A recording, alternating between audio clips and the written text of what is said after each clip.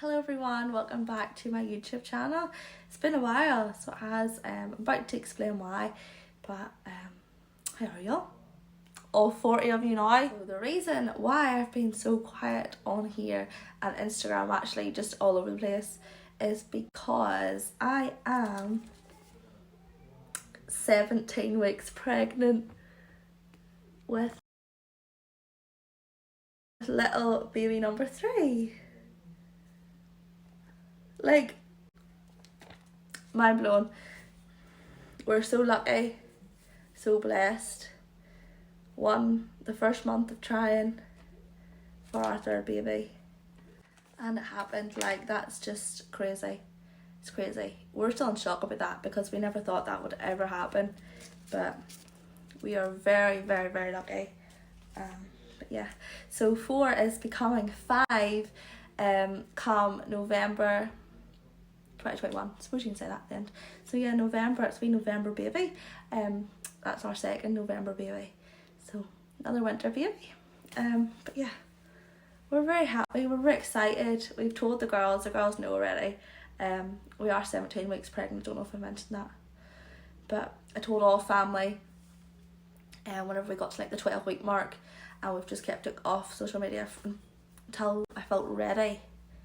You know, I find pregnancy hard. Like, hormonally, I get really sick and very, very tired, so I just find the whole process hard. But I'm out of the first trimester, which I find very hard, but I'm now in the second trimester and I'm embracing this new woman for a couple of months until I hit the third trimester. But yeah, the girls now know, and Jessica actually understands this time because she's my 3. She's very excited. At the beginning she was like, a wee sister, another wee sister, and me and Corey were like, what about a wee boy, a wee brother? So now she understands, like, you know, girl and boy. Olivia, she's just in a world of her own. She's got a good couple of months left being the youngest, and then she'll become the middle sister.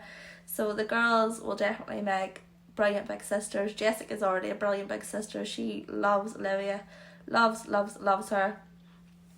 So anyone else's, like, eldest, always try and pick up their little brother or sister.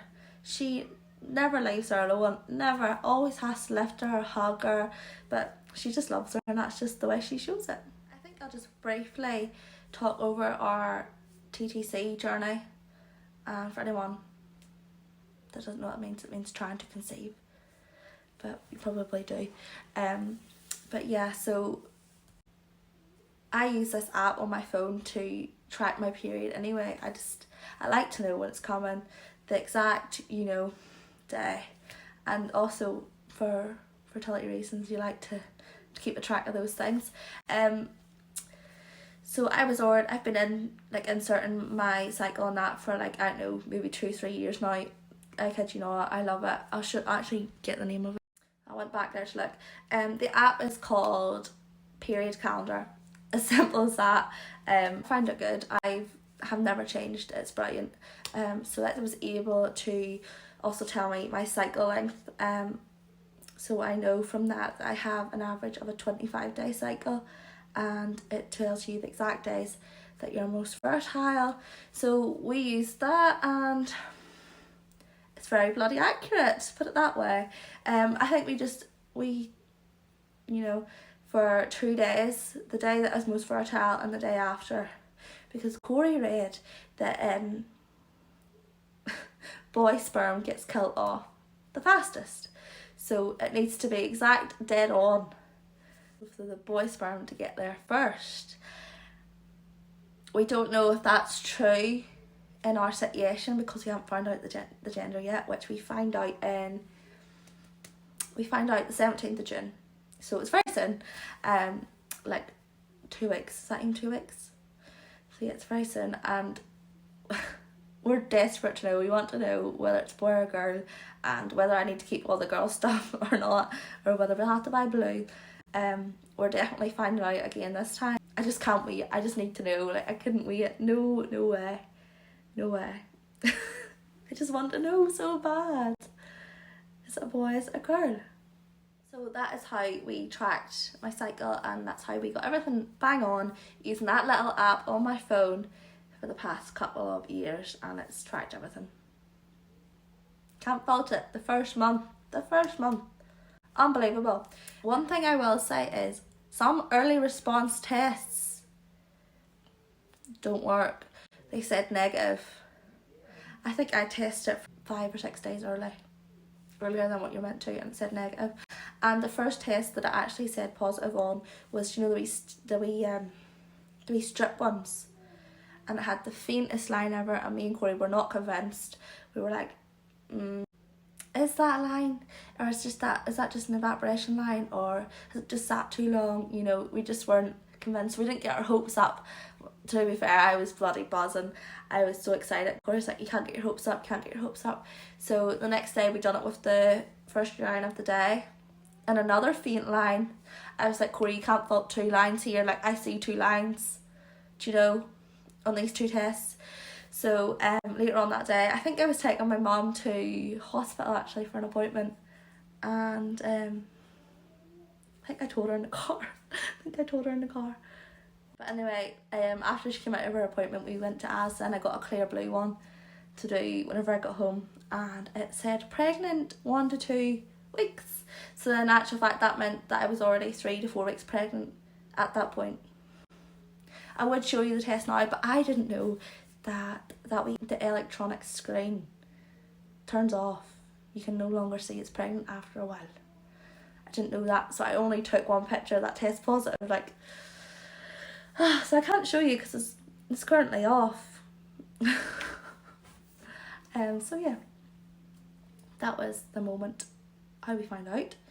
I definitely recommend Clear Blue just to be 100% sure.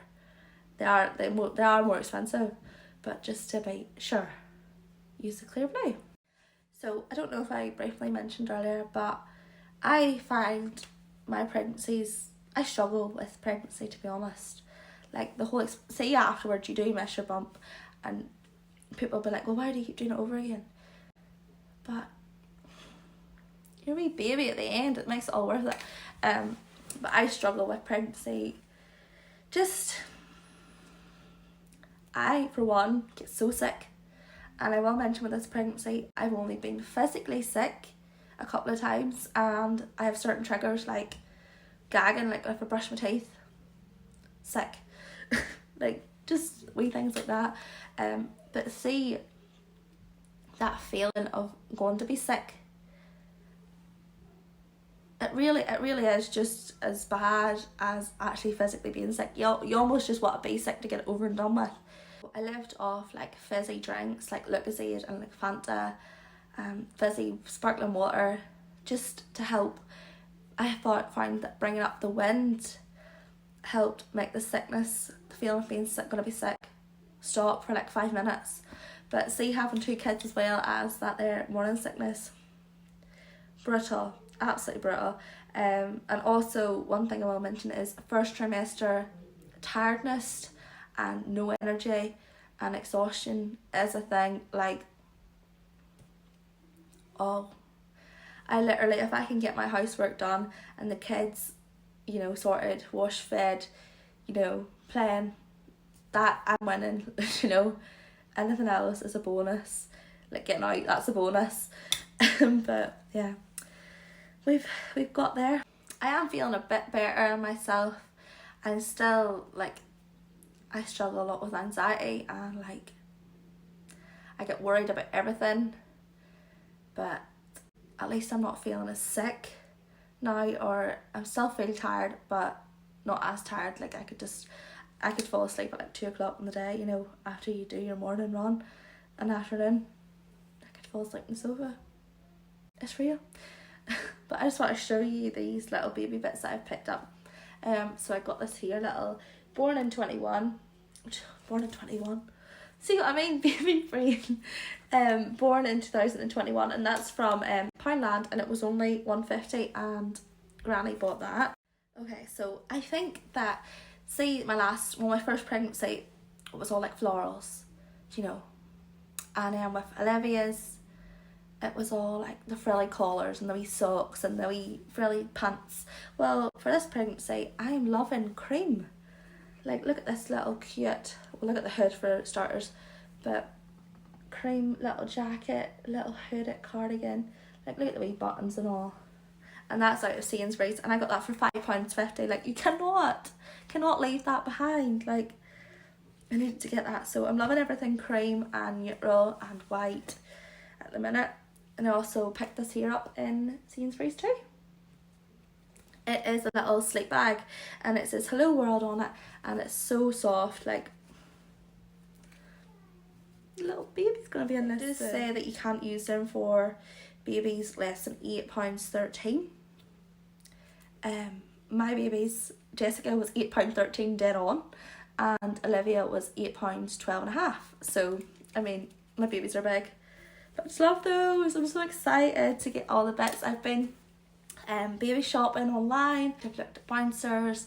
I would also like to get a twin pram. Currently we have the Mamas and Papas Okara one. I love it. I don't know if I can part with it. It's just like, you know, you just have a pure love for it. You get a pram that you pure love and you just love it and you can't let it go. I've had it for 3 years now, but defo with this baby, it could be our last. So I definitely want to get a new pram. I think I'll need one to have a newborn and Olivia, who will be not even 2 whenever this baby's born. And Jessica, of course. And Jessica's for nursery. My baby's for nursery. But yeah, I'm going to get looking. If you've got any recommendations actually of twin prams, I'm definitely sticking within a budget this time for a pram, even though it is a twin pram. I totally regret spending over £1,000 actually, on our first pram.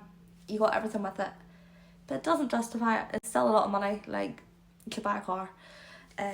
So we're I've seen ones, so we're getting one that's not as expensive.